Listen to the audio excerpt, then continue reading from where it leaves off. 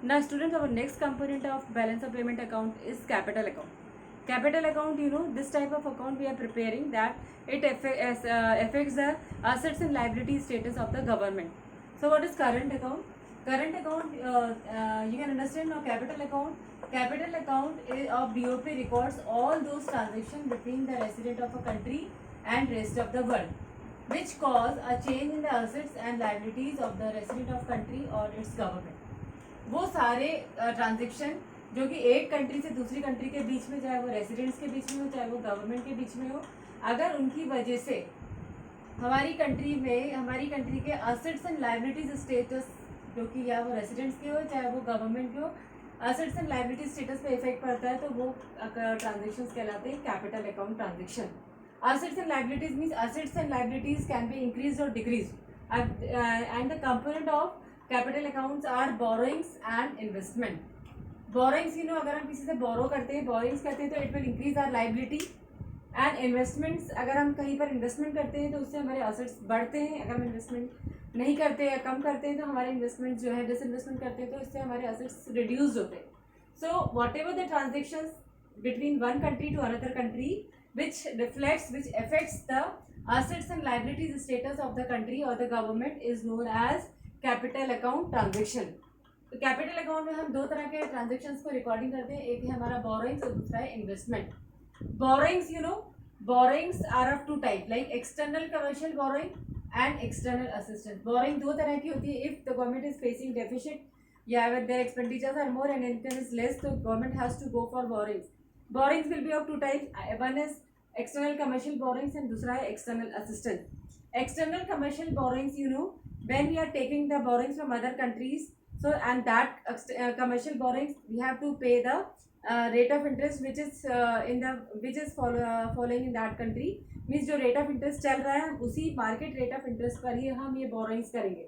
But external assistance, अगर हम किसी दूसरी कंट्री से हेल्प लेते हैं, असिस्टेंस हमें मिलता है, तो that will be we are getting in the concessional rate. तो दोनों में डिफरेंस क्या है कि we are getting external commercial borrowings on the market rate of interest and external assistance we are getting at the concessional rate. तो ये दोनों ही borrowings जो है these are known as the borrowings and lendings to and from abroad. अगर हम किसी दूसरी country को borrow करते हैं या हम इससे कहीं से पैसा मिल रहा है या हम किसी को दे रहे हैं, that is to and fro means both sided होता है. पैसा आ रहा है या जा रहा है. एंड लेंडिंग्स, अगर हम borrowings या lendings हम किसी को पैसा दे रहे हैं या ले रहे हैं, so it is to and fro. It will be recorded in the capital account of the current balance of payment account. Capital account के भी दो साइड्स होते हैं, debit side and credit side. अगर पैसा मिल रहा है तो क्रेडिट में लिखेंगे और अगर पैसा जा रहा है तो again we have to record in the debit side. Next हमारा जो कंपोनेंट है कैपिटल अकाउंट का वो है investment to and from abroad. Investment is also to and from abroad. Means investment हमारे कंट्री में भी by abroad, it can be done by other country, और हम भी दूसरी कंट्री में इन्वेस्टमेंट कर सकते हैं. इज बोथ साइड होता है. टू एंड फ्रो का मतलब है it is both sided. So investment is also two type, portfolio investment and foreign direct investment. Portfolio investment और फॉरेन डायरेक्ट इन्वेस्टमेंट क्या डिफरेंस है? Portfolio investment means it is the investment by the abroad, that is from the shares and bonds of the domestic country. अगर हमारी country में दूसरी countries अगर shares या bonds पे पैसा लगाना चाहती है, इन्वेस्टमेंट करना चाहती है, तो वो कहलाएगा आपका portfolio investment. Second category of investment is foreign direct investment. Foreign direct investment का मतलब है कि if it is the investment done by abroad या other countries by taking the ownership of enterprise. अगर कोई दूसरी कंट्री इन्वेस्टमेंट कर रही है लेकिन वो खुद की अपनी बिजनेस सेटअप करना चाहती है, खुद की अपनी मल्टीनेशनल कंपनी स्टार्ट करना चाहती है, just like Walmart in India, तो ये कहलाएगा आपका foreign direct investment means FDI. So investment is two type, portfolio investment and foreign direct investment. Investment means it is the investment by other country in shares and bonds of domestic country, and foreign direct investment is the investment by other country by having their own enterprise या by starting their own enterprise in domestic country or in India.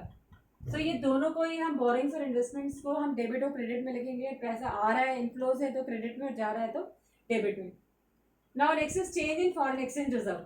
Change in foreign exchange reserve का मतलब है these are the financial assets of the government held in the central bank. जो central bank के पास government के जितने भी financial assets होते हैं वो हमारे फॉरेन एक्सचेंज रिजर्व कहलाते हैं.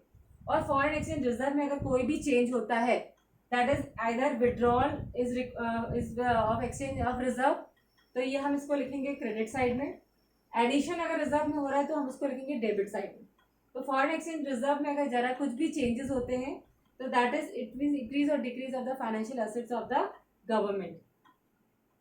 Now when we have prepared the current account and the capital accounts, so at the end of the year we are making the balances of current and capital account.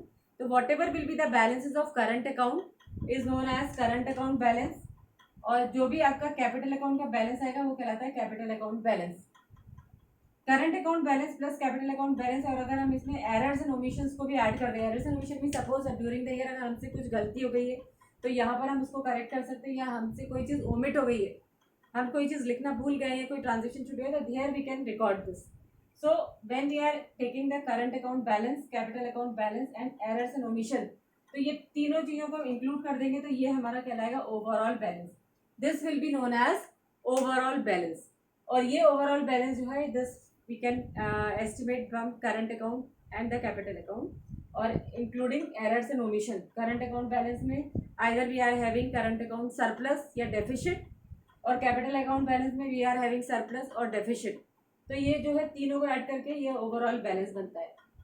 Students, हमने आपको तीसरा component बताया था balance of payment का, कि सिर्फ current और capital account के साथ साथ हम एक और अकाउंट इसमें प्रिपेयर करते हैं. That account is known as official reserve account. This is known as official reserve account and this account is prepared by RBI या सेंट्रल बैंक. इसको आरबीआई प्रिपेयर करती है. And why official reserve account is prepared by RBI? RBI is preparing this account because all the foreign transactions are routed through RBI. जितने भी हमारी country में foreign के कोई भी ट्रांजेक्शंस होते हैं, कोई भी फॉरेन एक्सचेंज से रिलेटेड कोई भी लेन देन या कोई भी एक्सपोर्ट और इम्पोर्ट का कोई भी ट्रांजेक्शन होता है, वो हर ट्रांजेक्शन आरबीआई के थ्रू ही होता है. Means and RBI is having the custody of foreign exchange reserve also. RBI के पास हमारे कंट्री का पूरा फॉरेन एक्सचेंज रिजर्व जो है, this foreign exchange reserve is also with RBI, central bank के पास ही है. जितना भी गवर्नमेंट का पैसा है, गवर्नमेंट का एक्सचेंज है, ये सब आरबीआई अपने पास रखती है. And when government is the custodian of foreign exchange reserve, तो it is the responsibility of RBI that he must be knowing about what is the condition of foreign exchange reserve in the country. हमारे देश की condition क्या है, हमारे पास foreign exchange reserve कितना है, ज़्यादा है कि कम है. And for preparing for under estimating this, RBI is preparing this official reserve account. और इसी की वजह से गवर्नमेंट आरबीआई जो है वो ऑफिशियल रिजर्व अकाउंट बनाती है. ऑफिशियल रिजर्व अकाउंट का मतलब है कि इसमें जो ओवरऑल बैलेंसेज है, that is current account balance plus capital account balance and errors और ओमिशन को इसमें ट्रांसफर किया जाता है. अगर ओवरऑल बैलेंस हमारा पॉजिटिव है, सरप्लस है, तो it will be recorded increase in official reserve account. अगर हमारा ओवरऑल बैलेंस डेफिशिट में आ रहा है तो it's is known as decrease in official reserve account. Suppose अगर हमारे यहाँ भी हमने जो करंट और कैपिटल अकाउंट में इसमें हमारे पास कोई भी बैलेंस किया, यानी means current account and capital account are showing no balances, zero balances, means both sides are equal. Balance BOP जब हमारा बना है तो तब हम ऑफिशियल रिजर्व अकाउंट को तो भी हम प्रिपेयर करेंगे and then we are recording zero balance in official reserve account. तब हम लिखेंगे zero balance in official reserve account, या फिर हम इसको लिखेंगे no movement in official reserve account. अगर आपका पॉजिटिव में आ रहा है तो positive movement in official reserve account, negative में आएगा तो नेगेटिव मूवमेंट, और अगर जीरो बैलेंस है तो हम लिखेंगे no balance in official reserve account. So students, you can understand how many types of account we are preparing in BOP, current account, capital account and one more official reserve account. Official reserve account generally RBI के through बनाया जाता है ताकि RBI को ये पता हो कि हमारे देश की कंडीशन क्या है, सरप्लस हो रहा है कि डेफिशिट हो रहा है, करंट अकाउंट सरप्लस हो रहा है कि कैपिटल अकाउंट सरप्लस हो रहा है, करंट अकाउंट डेफिशिट हो रहा है कि कैपिटल अकाउंट डेफिशिट हो रहा है. सो इन्हीं तीनों अकाउंट्स के थ्रू हम ये जब सारे अकाउंट्स को बैलेंस करेंगे then we can understand that the BOP is in balanced और अनबैलेंस्ड. कि बैलेंस बीओपी जो हमारा बैलेंस्ड बना है कि अनबैलेंस्ड बना है. बैलेंस बीओपी का मतलब है both the sides are equal, credit side and debit side are equal, means there will be no balance in current account, no balance in capital account. जितना हमारा इनकम आई उतना ही हमारा एक्सपेंडिचर भी हुआ, जितना एक्सपोर्ट हुआ उतना ही इम्पोर्ट भी हुआ. सो ये कहलाएगा हमारा बैलेंस्ड बीओपी. लेकिन अगर हमारा बीओपी बैलेंस नहीं है, means either there is a surplus और either there is a deficit, तो ये या तो करंट अकाउंट की या कैपिटल अकाउंट की वजह से हो सकता है. करंट अकाउंट सरप्लस या capital account surplus, current account deficit या कैपिटल अकाउंट डेफिशिट. उस कंडीशन में हमारा बीओपी कहलाएगा अनबैलेंस्ड बीओपी. बैलेंस्ड जब दोनों साइड इक्वल होंगे, अनबैलेंस मीन्स या तो सरप्लस होगा या डेफिशिट होगा, तो सरप्लस बीओपी कहलाएगा या फिर डेफिशिट बीओपी कहलाएगा. So students, you can understand what are the components of balance of payment account, that is current account, capital account and official reserve account.